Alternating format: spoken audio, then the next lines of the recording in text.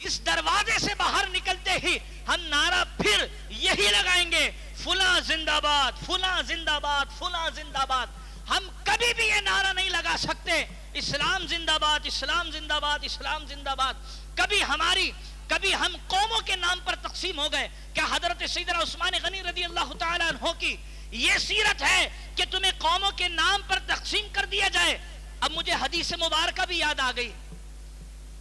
میرے کریم آقا علیہ الصلوۃ والسلام نے فرمایا، میرے کریم آقا علیہ الصلوۃ والسلام کا فرمان ہے، حدیث مبارکہ ہے۔ بولے امام صاحب یہ آپ باتیں کس طرح کی کر رہے ہیں؟ بات یہ ہے، میرے کریم آقا فرماتے ہیں، جو شخص تمہیں تعصب کی طرف لے جائے، جو شخص تمہیں قومیت کی طرف لے جائے، فلیس منی، وہ شخص ہم میں سے نہیں ہو سکتا۔ اللہ اکبر۔ جو شخص تمہیں کسی قوم کی طرف لے جائے،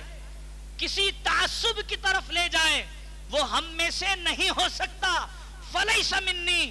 یہ میرا فتویٰ نہیں ہے، یہ میرے کریم آقا کا فتویٰ ہے۔ اور بڑی یہ ذمہ داری سے اس کا دیکھنا چاہے تو ہم اسے یہ حدیث مبارکہ دکھا بھی سکتے ہیں کہ میرے کریم آقا نے فرمایا، جو تمہیں کسی قوم، کسی تعصب کی طرف لے جائے، فلیس منی، وہ ہم میں سے نہیں ہو سکتا۔ لیکن حالت یہ ہے 1947 سے لے کر آج تک اگر پاکستان کسی نام پر چل رہا ہے تو سندھیوں کی سندھی زندہ باد، جاگ سندھی جاگ، جاگ پٹھان جاگ، جاگ مہاجر جاگ، جاگ پنجابی جاگ، یہ کبھی نعرہ نہیں لگا جاگ مسلمان جاگ۔ حضرات گرامی قدر، یہ سیرت صحابہ تھی کہ وہ کہا کرتے تھے کہ جاگو مسلمانوں، جاگو ایمان والوں۔ اللہ نے جب بھی کلام فرمایا ہے، یا ایھا الذین آمنو، اے ایمان والوں، اللہ نے جب بھی کلام فرمایا ہے وہ ایمان والوں کو مخاطب کر کے فرمایا ہے۔ اور جو وقت کے حکمران بنے صحابہ کرام، وہ حکمران امیر المؤمنین بنے تھے، امیر المہاجرین نہیں تھے، امیر السندھی نہیں تھے، وہ پنجابیوں کے امیر نہیں تھے بلکہ امیر المؤمنین تھے۔ لیکن 1947 میں جب پاکستان بنا تو بڑے افسوس کے ساتھ یہ سیرت عثمان غنی نہیں تھی، یہ سیرت سیدنا صدیق اکبر نہیں تھی، نہ یہ سیرت سیدنا فاروق اعظم تھی، نہ یہ سیرت سیدنا مولا علی تھی کہ ہم جس دن پاکستان بنا اس دن جناب سندھیوں نے کہا کہ مکڑ آ گئے، مکڑ۔ جب پاکستان بنا، جب ہندوستان سے آنے والے کراچی آ گئے تو کہنے لگے کراچی ہمارا اور ہمارے باپ کا ہے۔ جب ہندوستان سے پاکستان الگ ہوا تو پنجاب والے الگ ہو گئے، سندھ والے سندھی ہو گئے۔ ہاں، اتنی اسلام اجازت دیتا ہے کہ تم اپنی پہچان کے لیے، اپنے تعارف کے لیے اپنی قوم کا انتخاب کر لو، لیکن اگر اس قوم کو تعصب کی طرف لے گئے ہو تو سن لو، یہ فتویٰ امام ایسے امام کا ہے جو ساری دنیا کے مفتیوں کا امام ہے، وہ امام الانبیاء۔ آپ فرماتے فلیس منی، جب تعصب کی طرف چلے جاؤ تو سمجھ جانا تمہارا تعلق ہم سے نہیں ہے۔ اور حضرات گرامی قدر، جب بات یہاں پر آ گئی فلیس منی، تو آپ تصور کیجئے جب حشر کا میدان ہوگا،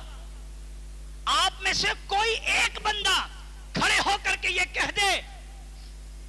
کہ میں اپنی نیکیوں کے بلبوتے پر،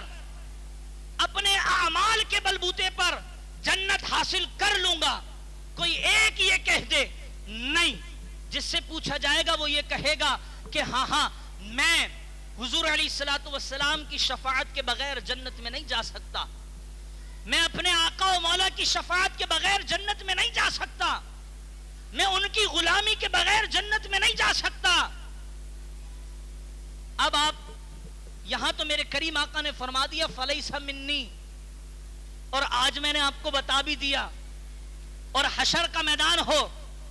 آپ دوڑے دوڑے جائیں، یا رسول اللہ شفاعت فرما دیجئے، اے میرے کریم آقا جنت کے طلبگار ہیں، بڑے گناہگار ہیں، بخشش کے طلبگار ہیں، شفاعت فرما دیجئے۔ حضرات گرامی قدر، اگر اس وقت رسول کریم صلی اللہ علیہ وسلم نے فرمایا کہ اب مجھ سے کیا لینے آئے ہو،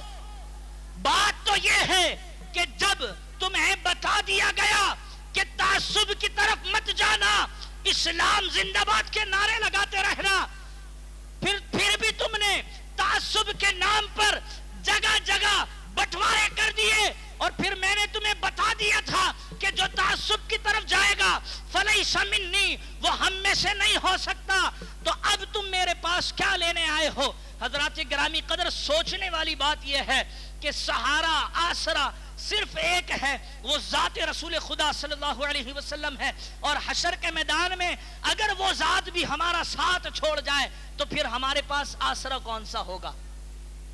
کون سا سہارا ہوگا ہمارے پاس جو ہمیں جنت کی طرف لے کر چلے جائے۔ حضرات گرامی قدر، بات یہ ہے اب بھی وقت ہے، آج بھی وقت ہے، جو تمہیں تعصب کی طرف لے کر کے گیا یا جس نے اپنے نعرے لگوائے ہیں، یہ شان صحابہ ہے۔